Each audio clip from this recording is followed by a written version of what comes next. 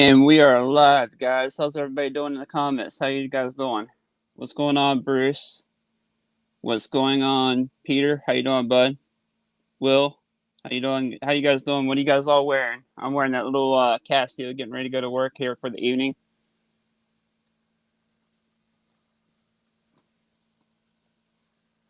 Getting ready to go to work for the evening. Sorry, my phone's kind of blowing up here. But anyways, getting ready to go to work for the evening, guys, and I'm wearing that little Casio. What's up, Nefarian? How you doing? What's up, Average Show? Watch reviews. What's up, bud? What you guys all wearing? Like I said, I'm wearing that little Casio. I sent Bruce the link, so he should hopefully join shortly, guys. But anyways, like I said, I'm wearing that little Casio. Today's subject is what is the perfect collection size? Can you guys hear me? The Salmon Allen, nice. I was actually looking at that one. I was thinking about picking one up for review. Nefarian, how do you like it? iPad? No, I'm on the iPhone.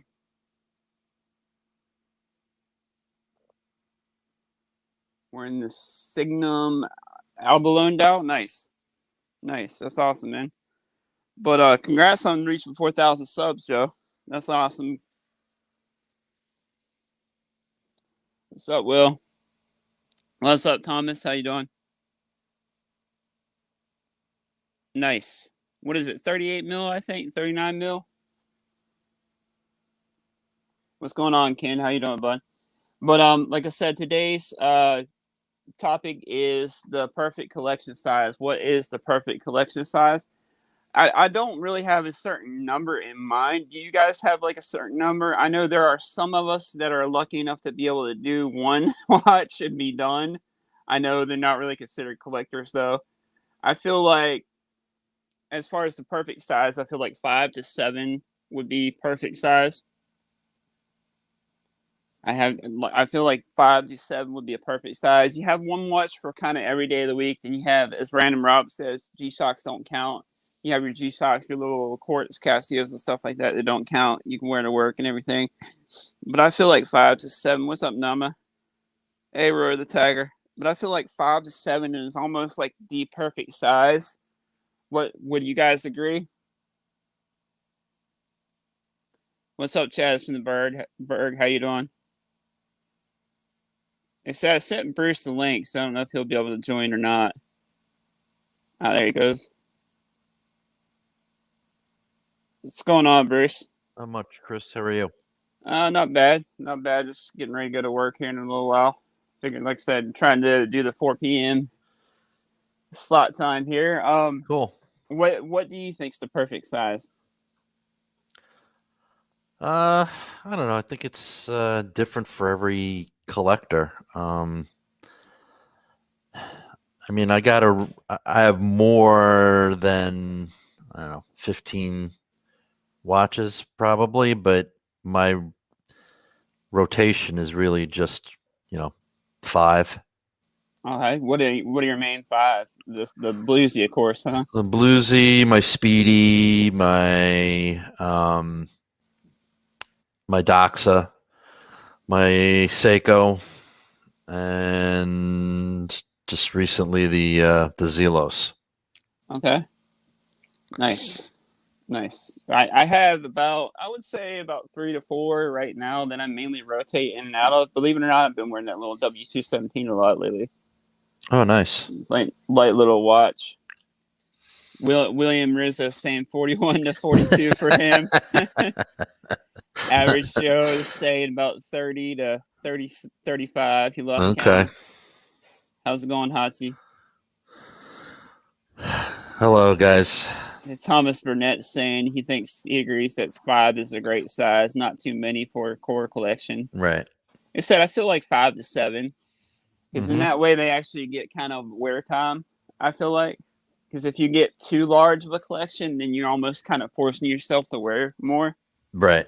Yeah, I mean, there's some watches I just really don't wear much. Once in a blue moon. Okay. No. Now, my situation might be a little bit different too, because like I buy a lot just for work. Like I guess even though I hate to use the term beater watches, I hate to use that term, Mhm. but I just feel like I don't know, and I feel like maybe could have like a core collection outside of work, and then have the work watches as well. Mhm. And of course, you know, G-Shocks don't count. No, yeah, that's yeah. According to Rob, G Shocks don't count. Yep. And I'm gonna go on the limb and say maybe possibly like the little Duros and stuff like that. The little quartz ones don't count either. Yeah, yeah. Yeah, definitely my Casio Royale that sits in my glove box in my truck. That doesn't count either. Yeah, nice, nice. That's Will's saying he only wears about 4 to 5 a day though. That's still a lot, man. I average about 2 or 3. I'll have one on before work most of the time, and then I'll switch out the work watch, something like that. Yeah, I'm So about the same. I have my morning one before I go to work, then my work watch, and then maybe I'll switch out when I get home, but not always. and then you could be like Bobby Legs. He's got his evening watches. Right, right, right. Yeah, he's got that beautiful Kadoki and the Jaeger and Benziger. Mhm. Those are really nice. Nice. Yeah, Definitely. you got a good crew here. Yeah. A lot of regulars here this afternoon. Oh yeah. William Rizzo, Flippin, what's up, buddy? Thomas, Nefarian, Aurora the Tiger, Chaz from the Berg. Lot of the regular crew on here this afternoon. Good to see everybody. Yeah. Thanks for coming on, guys. Like I said, trying to do more of a regular time instead of kind of random. Trying Mm-hmm. to do like 4 p.m. throughout the week because, like I said, Yeah. that kind of gives me enough time to not have to rush to get ready for work. Yep. So you get a decent conversation in. Roy the Tiger saying, does he need to count the items he's left in his night table drawer? Maybe I'm talking to the wrong crowd here. We all seem to have about 20 or 30 at least. Yeah. It's we're definitely not the norm. That's for sure. And then Chaz from Berg saying he has about 12 in his core collection. Yeah, that's cool, man. What's going on, Flippin' Zippo? How you doing, bud? How many do you have, Flippin'? How many are you up to now? And I know Dane, Saline driver. He's got Mm-hmm. what 60 or 70, I think. Something like that. About 30 or 40 of them are Zelos. Mr. Zelos. Yep. So, but yeah, I feel like the perfect number for most collections. I feel like 5 to 7 core pieces. Mm-hmm. You I have like agree. maybe one kind of everyday kind of watch that you don't have to really worry too much about, and then Mm-hmm. maybe the rest you could do like kind of higher end pieces. I guess that would be my perfect like core collection. Mm-hmm. G-Shock don't count. Yeah, You got 4. That's it, flipping, man. They don't. And Thomas is saying many of us have many watches, but also a core collection of favorite watches. I think that's what you should consider your core collection. Agreed, True. Thomas. Agreed. And right now, I would consider probably the Hammy part of my core collection. Mm-hmm. Nothing too crazy right now. Mm-hmm. That's the thing with the channel too. Like you get in so many different pieces. Right. I don't know if you saw the Seiko one I just released that James let me borrow. No, I got to go back and watch that. Yeah, it's a pretty nice watch, man. It actually surprised me. Like every once in a while, there's watches that kind of really surprise you. You don't think you're gonna like as much, but then you get them in, and then, and like I said, for under $500, that Seiko is a pretty good watch. Yeah, yeah. What really surprised me is that that Zelos that I was able to pick up pre-owned. It's a really nice watch, really well made. Now I can understand what everybody sees in them. Yeah, definitely. The Zelos is definitely really good quality, especially for the money. Mm-hmm. What he puts into them. And I don't even know if I would consider them like a micro brand anymore. Would you? Yeah, they're not a micro brand. They're probably a macro brand now. Yeah. And flipping, you're right, man. Once you start to move up in quality, you're usually moving down in quantity. But some of the less expensive pieces, I just keep. even though I don't, I don't wear them. My little Timex Q Timex, I hardly wear that, but Yeah, I need to wear that. I haven't put that on for a little while. I might put that on for work later. oh, there you go. So they're fun little pieces. They actually released a couple cool new releases on the Mm-hmm. Q lineup not too long ago, didn't they? They did. They Like did. retro kind of 70s kind of colors. Mm-hmm. Like I think one was even like kind of orangish, wasn't it? Mm-hmm. Yep. And I have the other the similar Timex that you have, the trench watch. Uh-huh. I like that a lot. I don't wear it a lot, but it's nice. Yeah. It was not that it was cheap, and I'm just keep it because I like it, even though I don't wear it too often. Definitely. But would you consider that part of your collection or just kind of like Yeah, a no, I side? can. Yeah, no, it's part of my collection for sure. Okay. But yeah, I need to wear that one a little bit more too. It doesn't get too much wear time, kind of system boss lately. Yeah, many people said that, William. I don't. My Q really hasn't, grabbed a lot of my wrist hair, but I know a lot of Yeah. people have complained about that bracelet. Yeah, the one thing I have noticed too, like at work sometimes, like I guess my wrist kind of expands a little bit and gets a little Mm-hmm. bit bigger. And I have noticed like the constant movement, it does fall off every once in a while. So that's the only other bad thing I've noticed about it as far as wearing it to work. Mm-hmm. Which I mean is I'm not worried about it. It's only, $180 watch, so it's not like Right. it gets Exactly. scratched.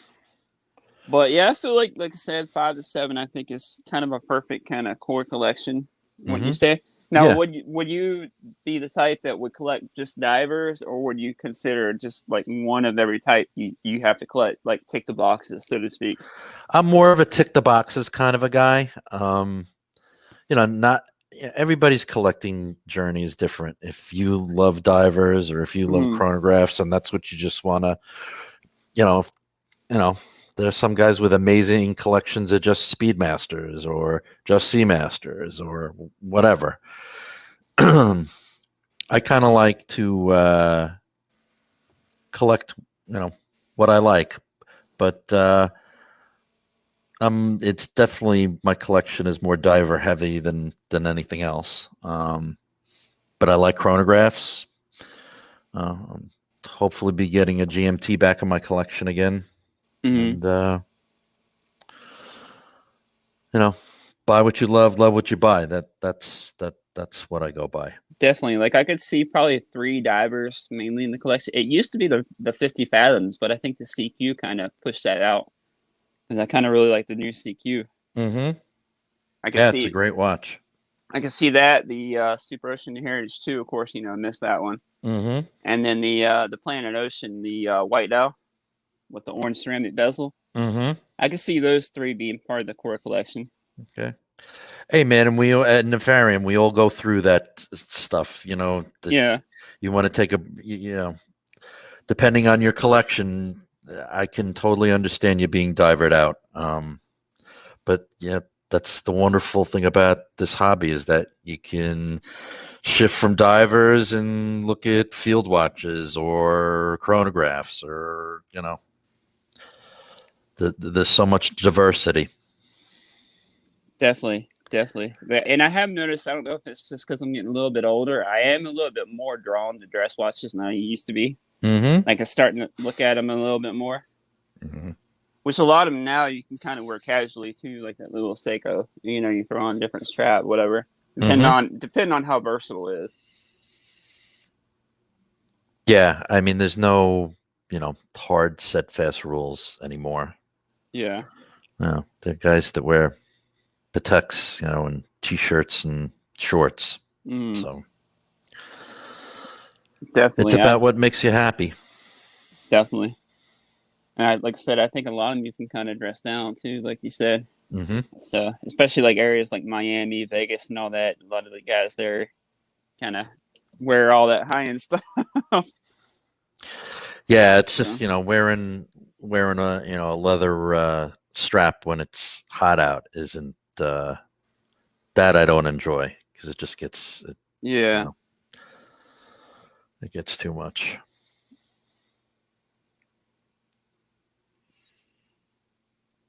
Yeah, they're exactly Nefarian. You know, as long as you're not going to get it wet. Dress watch. Oh yeah, definitely. Pallets and a lot of dress watches these days now are starting to get better water resistance too. So, Mm-hmm. and then Thomas is saying a pallet's watch or a field watch can make for a nice dress watch. He feels like. But does anyone have any experience with the replica of a World War II GSU Mulet? I don't know about the Tim Rice edition. Do you, Bruce? I don't. Is I that don't. similar to the Belova that Thomas has? I'm not sure. I mean, I have a excuse me, I have an Elgin A11 from World War II. So that's that was a box that I wanted to tick in my collection. So I was able to pick that up. I don't wear it, but I'll never get rid. It'll always be. I'm a big history buff, so that'll always be a big part of my collection. Okay. Neville's saying he's good evening, bud. He's saying he's moving soon. For the first time, he's put all his watches in one display box. He's got too many. Well, that's the problem with having big watch boxes. You tend to want to fill them up. Yeah, it's better Chaz. just. Oh, sorry. I was just gonna say, yeah, Chaz. I was gonna agree with him. Hardly anyone dresses up anymore. The only times I have Right. is for a wedding and a funeral. Right. So unfortunately for the second part, but for weddings, whatever stuff like that, that's the only time I really dress. And even a lot more weddings now are more casual. Yeah. Than they used to be. Pretty much anything could be a dress watch. Yeah. And Farion's saying, good point, Thomas Burnett. He wears field watches with dressy straps. Yeah. I mean, field watches can be, especially like the Hamilton, the khaki and the khaki king, the mechanical and the king, they can be dressed up or dressed down. Exactly. And then Will's saying he really likes the CW Dartmouth. Mm-hmm. Yeah, they make some nice watches. Yeah, they're definitely nice. I like the new Christopher Ward. Is it this what is it? The C one, Seaborn, with the orange and white, kind of the Explorer 2 Polar kind of look. I really like that one. Yeah, they get they're good bang per buck, those watches. Mm-hmm. Definitely. Well, guys, we're going on about 20 minutes. If you guys want to call it a day. Yeah, sure. So, thanks for sending me the link. Thanks for coming on, Bruce, and thanks for everybody for joining in on the chat, guys. We'll try to catch you tomorrow, probably at 4 p.m. about the same time. So, and that'll probably be the last one this week. So, Belova is Roy the Tiger saying the Belova uses a Miyota movement. Tim Rice uses an NH35. Okay. Thomas wants us to keep going. Keep going. I got you, Thomas. We'll see you guys later, though. We'll catch you guys tomorrow afternoon about the same time then. So, all right. Later, fellas.